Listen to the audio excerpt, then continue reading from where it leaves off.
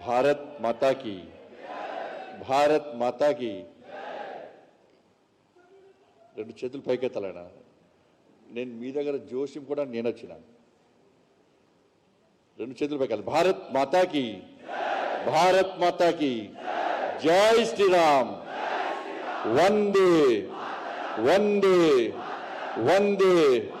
విద్యార్థి పరిషత్ విద్యార్థి పరిషత్ విద్యార్థి పరిషత్ జిందాబాద్. విద్యార్థి పరిషత్ విద్యార్థి పరిషత్ విద్యార్థి పరిషత్ జిందాబాద్.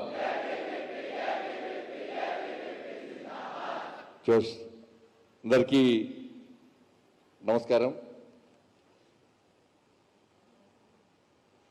గౌరవజీ యువ పురస్కార్ అవార్డు ప్రదానోత్సవం, దాంతోపాటు విద్యార్థి పరిషత్ 44వ రాష్ట్ర మహాసభ సందర్భంగా వేదిక నుండి ఆసనటువంటి పెద్దలు, నేటి సభాధ్యక్షులు, రాష్ట్ర విద్యార్థి పరిషత్ అధ్యక్షులు శ్రీ రావుల కృష్ణ గారు, రాష్ట్ర కార్యదర్శి శ్రీ మాచల్ల రాంబాబు గారు, పాలమూరు విభాగ్ ప్రముఖ్ శ్రీ కన్నె రామచంద్ర గారు, సెంట్రల్ వర్కింగ్ కమిటీ మెంబర్ సోదరి కుమారి నీతూ సింగ్ గారు, నేటి గౌరీజీ యువ పురస్కార్ అవార్డు గ్రహీత శ్రీకాంత్ గారు, విచ్చేసినటువంటి అనేక మంది విద్యార్థి పరిషత్ పూర్వ కార్యకర్తలు, పెద్దలు, విద్యార్థి పరిషత్ కార్యకర్తలారా, పాత్రికేయ మిత్రులారా, అందరికీ నమస్కారాలు. ముఖ్యంగా శ్రీకాంత్ గారికి హృదయపూర్వక అభినందనలు తెలియజేస్తూ, వారి వీడియో చూసిన తర్వాత వారి యొక్క చేసిన సేవలు చాలా గొప్పవి. ఎందుకంటే సామాన్యంగా అవార్డ్స్ అంటే ఏదో ఒక పైరవతో ఒక టీం ఏర్పడి ఏదో ఒక పైరవతో ఏదో ఒకటి ఇవ్వాలని చెప్పి ఒక ఆలోచన వస్తూ ఉంటాం. కానీ గౌరీజీ పేరు మీదటువంటి అవార్డు, దానికి తోడుగా విద్యార్థి పరిషత్ వేదిక ద్వారా అవార్డు తీసుకోవడం అంటే నిజంగా చాలా గొప్ప విషయం. అదొక అదృష్టం కూడా భావించవచ్చు. అనాథ శవాలను దహన సంస్కారాలు చేయడం కానీ, అన్నపూర్ణ సేవా సమితి పేరుతోని అన్నదాన కార్యక్రమాలు కానీ, విద్యార్థులకు చదివించే ప్రయత్నం చేయడం కానీ, రైతులను ఆదుకునే ప్రయత్నం చేయడం కానీ, ఒకటి రెండు కాదు అన్ని రంగాల్లో వారు చేస్తున్న సేవలు చాలా గొప్పవి. తీరా చూస్తే శ్రీకాంత్ గారి దగ్గర డబ్బు ఉందా అంటే డబ్బు లేదు. కేవలం ఒక ల్యాండ్రీ నడుపుకుంటూ, వాళ్ళ ల్యాండ్రీ నడుపుకున్నది కేవలం కుటుంబ పోషణ కూడా పనిచేయదు. కుటుంబ పోషణ ల్యాండ్రీ నడుపుకోవడం ద్వారా కుటుంబ పోషణ చేసుకోవడం కూడా కష్టమైన పరిస్థితి. ఇటువంటి పరిస్థితుల్లో తన కుటుంబాన్ని పోషించుకోవడం, దాంతోపాటు సమాజానికి సేవ చేసే ప్రయత్నం చేయడం అంటే చాలా గొప్ప ఆలోచన, చాలా మంచి ఆలోచన. ఇలా విద్యార్థి పరిషత్ నిజంగా ఆ కమిటీకి ప్రత్యేకంగా అభినందనలు తెలియజేస్తున్నారు. ఎందుకంటే దీన్ని సెలెక్ట్ చేయడం చాలా కష్టతరం. రకరకాలుగా వ్యక్తులు వస్తారు, ఎవరు చూసినా చాలా మంచి పని చేసినామంటారు మనం. కానీ శ్రీకాంత్ వేళ దాన్ని నియమించడం ఆ కమిటీ కూడా ప్రత్యేకంగా అభినందనలు తెలియజేస్తూ, దానికి తోడు గౌరీజీ పేరు మీద ఇంతకుముందు రామచంద్ర గారు గౌరీజీకి సంబంధించినటువంటి అనేక విషయాలను మనకు స్పష్టం చేయడం జరిగింది. వారికి ఒక గొప్ప చరిత్రను కూడా మనం చూడడం జరిగింది. గౌరీజీ ఒక వ్యక్తి కాదు, గౌరీజీ ఒక భావాజాలం, ఒక ప్రేరణ. విద్యార్థి పరిషత్ కార్యకర్తలకే కాదు, నేటి విద్యార్థి తరానికి ఒక ఐకాన్ గౌరీశంకర్జీ. ఆయన ఇంటి పేరు జనమంచి గౌరీశంకర్జీ. ఆయన బతుకున్నప్పుడు, ఆయన శ్వాస వదిలిన తర్వాత ఆయన జనం కోసం చేసినటువంటి సేవలు చూసినాక జనం మనిషి గౌరీశంకర్జీగా చిరస్థానం తీసుకునే గొప్ప వ్యక్తి గౌరీజీ. వాళ్ళు చాలా విషయాలు చెప్పారు. ప్రచారంగా ఆర్ఎస్ఎస్తో అనుబంధం ఏర్పడడం, దాని తర్వాత ప్రచారంగా వచ్చి 5 సంవత్సరాలకే విద్యార్థి పరిషత్ ప్రాంత సంఘటన మంత్రిగా, ఆ విధంగా జాతీయ స్థాయిలో అనేక బాధ్యతలు చేపట్టి ఎమర్జెన్సీ టైంలో జైలుకోవడం, అనేక విద్యార్థి ఉద్యమాలు నిర్వహించడం, విద్యార్థి పరిషత్ను ఉమ్మడి ఆంధ్రప్రదేశ్తో పాటు దేశంలో ఒక శక్తివంతమైనటువంటి ఒక విద్యార్థి సంఘంగా తయారు చేయడానికి వారు చేసినటువంటి కృషి అంతా ఇంత కాదు. ఇక్కడ చాలా మంది మా ధర్మన్నడు మనోరెడ్డి గారు చాలా మంది సీనియర్ నాయకులు అందరూ ఉన్నారు ఇక్కడ. వాళ్ళందరూ కూడా గౌరీజీతో అనుబంధం ఉంది. ఆ తెల్ల డ్రెస్ వేసుకొని జబ్బకు సంచేసుకొని ఇవాళ అనేక పర్యటనలు చేస్తూ వారికి ముఖ్యంగా శిక్షణా తరగతులు, గౌరీజీ అంటేనే శిక్షణా తరగతులు మారిపోయి గౌరీజీ కార్యకర్తలను తయారు చేయాలని చెప్పి, కార్యకర్తలను కార్యోన్ముఖులు చేయాలని చెప్పి అనేక సందర్భాలు అనేక శిక్షణా తరగతులు వేసేవాడికి గొప్ప వ్యక్తి వాళ్ళ గౌరీజీ. వాళ్ళ గౌరీజీ ఒక పెద్ద మనిషి. అప్పుడు నక్సల్స్ మూమెంట్ ఒక హత్య జరిగితే ఇంట్లో పేరెంట్స్ అందరూ కూడా అరే నక్సల్ చంపినాడు ఓకరా అని చెప్పారు. వాళ్ళు కార్యకర్తలకు మాత్రం విద్యార్థి పరిషత్ కార్యకర్తగా సమాజాన్ని సేవ చేయాలి, విద్యారంగ సమస్య కోసం పరిష్కారం కోసం పనిచేయాలని చెప్పి ఆ తపన లోపల ఉన్నప్పుడు కూడా ఇంట్లోకి వెళ్తే పేరెంట్స్తో ఇబ్బంది. వాళ్ళ అమ్మా నాన్న నువ్వు ఓకరా, నువ్వు చదువుకోరా, ఉద్యోగం చేయరా అని చెప్పి అమ్మా నాన్నల ఒత్తిడి. కానీ విద్యార్థులకు మాత్రం కార్యకర్తలు మాత్రం విద్యార్థి పరిషత్లో పనిచేయాలనే ఒక తపన, ఒక ఆవేదన, ఒక ఆలోచన. ఇటువంటి పరిస్థితుల్లో గౌరీజీ ఒక పెద్ద మనిషిగా వచ్చి గౌరీజీ చెప్పుకునే వాళ్ళందరం కూడా గౌరీజీ మా ఇంట్లో మా అమ్మ నాన్న తిడుతున్నారు, ఏం చేయాలి, పర్లేదా రేపు వస్తా అని చెప్పి తెల్లారి గౌరీజీ పోయి అమ్మా నాన్నతో మాట్లాడినంటే అమ్మ నాన్నలు వింటారు కంపల్సరీ, గ్యారెంటీ. అట్లా ఒక పెద్ద మనిషి తరాలో ఇవాళ అనేక సందర్భాల్లో ఇలా విద్యార్థి పరిషత్ కార్యకర్తకి తయారు చేసినటువంటి గొప్ప వ్యక్తి ఇలా గౌరీజీ.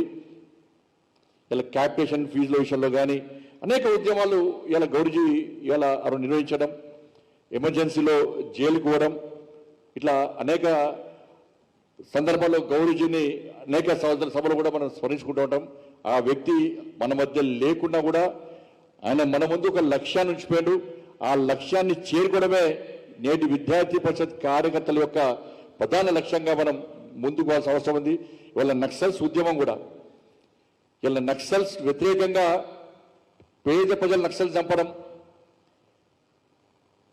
వాళ్ళ మైనర్ పిల్లలను కూడా చిన్న చిన్న పిల్లలను కూడా నక్సల్స్ భావాజాలంతో అడవులకు తీసుకుపోవడం, ఒక సిద్ధాంతం లేకుండా హత్యాకాండ చేస్తున్న సందర్భంలో ఇలా నక్సల్స్కు వ్యతిరేకంగా విద్యార్థి పరిషత్ కార్యకర్తలను తయారు చేయడానికి ఒక గొప్ప వ్యక్తి వాళ్ళ గౌరీజీ.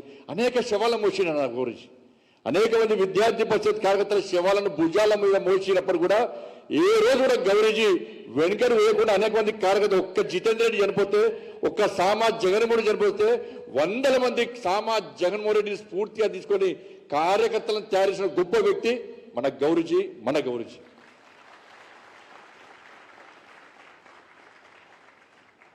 వాళ్ళు నక్సల్ చేస్తారు రోజు.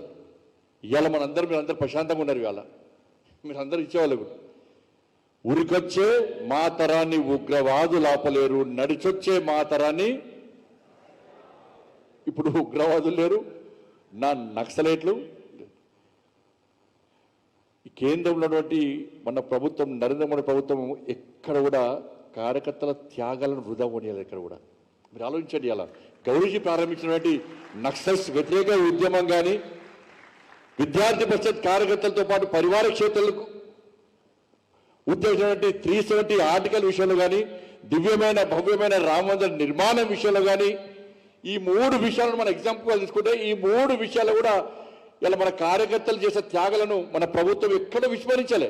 వాళ్ళ నక్సల్స్ ఉద్యమం తీసుకోండి. వాళ్ళ ఆ రోజు అనేక మంది విద్యార్థి పరిషత్ కార్యకర్తలు, పరివార క్షేత్ర కార్యకర్తలను నక్సల్లు హత్య చేసిన విషయాన్ని మనం గుర్తుంచుకోవాల్సిన అవసరం ఉంది. చాలా మందికి తెలియకపోవచ్చు. ఇవాళ అందుకే బుక్స్ వస్తున్నాయి, తెలుసుకుంటా ఉన్నాం మనం కూడా. ఎక్కడ విస్మరించద్దన్న వాళ్ళు ఎవ్వరు కూడా, ఆ కార్యకర్తలు ఎవ్వరు కూడా వాళ్ళ కుటుంబ పోషణ కోసమో, ఆస్తి కోసమో, డబ్బు సంపాదన కోసమో, పట్టింపుల కోసమో వాళ్ళు త్యాగం చేయలే. వాళ్ళు నమ్మిన సిద్ధాంతం కోసం త్యాగం చేశాడు. కాషాయపు జెండా కోసం, కాగర జెండా కోసం, విద్యారంగ సమస్యల పరిష్కారం కోసం తెగించి కొట్లాడి ఇలా ప్రాణత్యాగం చేసిన కార్యకర్తలు విద్యార్థి పరిషత్ కార్యకర్తలు. ఆ రోజు పోస్టర్లు వేసారు, ఫలానా డేట్కు నేను చంపుతాం, ఫలానా టైంకు నేను చంపుతాం, ఫలానా ప్లేస్లో నేను చంపుతాం అంటే పోస్టర్లు వేసింది. ఆ రోజు చాటు చంపలే, పోస్టర్లు వేసి బెదిరించి ఇలా వార్నింగ్ ఇచ్చి చంపారు. కానీ పోస్టర్లు వేసినా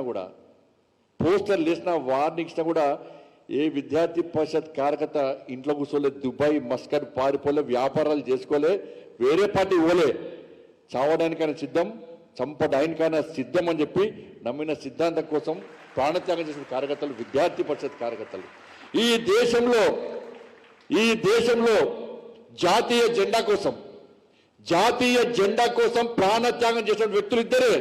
సరిహద్దులో జవాన్ అయితే సరిహద్దు లోపల కేవలం విద్యార్థి పరిషత్. అది నా సామా జగన్మోహన్ రెడ్డి. ఈ దేశంలో, ఈ భారతదేశంలో భారత జాతీయ పతాకం ఎగిరేయద్దు అని చెప్పేటువంటి మూర్ఖులిద్దరే. ఒకటి పాకిస్తాన్, బంగ్లాదేశ్ అయితే ఈ దేశంలో సరిహద్దులో కేవలం నక్సలైట్లు మాత్రమే. 15th ఆగస్ట్ 26 జనవరి రోజు వాళ్ళు అంటారు ఈ దేశం కోసం పనిచేస్తున్నామంటారు. మా సిద్ధాంతం మీ దేశానికి సంబంధించిన సిద్ధాంతాలు అంటారు. మేము ఈ దేశ భక్తులమే నక్సలు చెప్పుకునే వాళ్ళు ఆ రోజు. కానీ ఈ దేశంలో జాతీయ పతాకం ఎగిరించే పరిస్థితి ఆ రోజు లేదు. జాతీయ పతాకం ఎగరేదు, నల్ల జెండాలు ఎగిరేయాలి. 15th ఆగస్టుకు 26 జనవరికి నల్ల జెండాలు ఎగిరాలని చెప్పి వార్నింగ్లు ఇచ్చే పరిస్థితి నక్సలైట్లది. కానీ సామా జగన్మోహన్ రెడ్డి భయపడలేదన్నారు. బరాబర్ నా జాతీయ జెండా ఎగిరేసి తీరుతా అని చెప్పి వరంగల్ నడిబొడ్డున ఇవాళ జాతీయ జెండా ఎగిరేసినటువంటి ఒక జాతీయ విప్లవ వీరుడు ఇవాళ సామా జగన్మోహన్ రెడ్డి. వారిని ఇచ్చి చంపేస్తామని చెప్పని లాస్ట్కు సామా జగన్మోహన్ రెడ్డి బాడీలో బుల్లెట్ దింపారు. కానీ సామా జగన్మోహన్ రెడ్డి బాడీలో బుల్లెట్ దిగినాక కూడా చివరి శ్వాస వరకు కూడా చివరి నినాదం, బాడీలో బుల్లెట్ తిరిగిన ఆయన చివరి నినాదం భారత్ మాతాకి జై. ఎవరైనా జాతీయ జెండా కోసం ఇలా ప్రాణత్యాగం చేయడానికి సిద్ధంగా ఉన్నది? ఎంతమంది సిద్ధంగా ఉన్నారో జాతీయ జెండా కోసం ప్రాణత్యాగం చేయడానికి? ఇది నా సామా జగన్మోహన్ రెడ్డి చరిత్ర.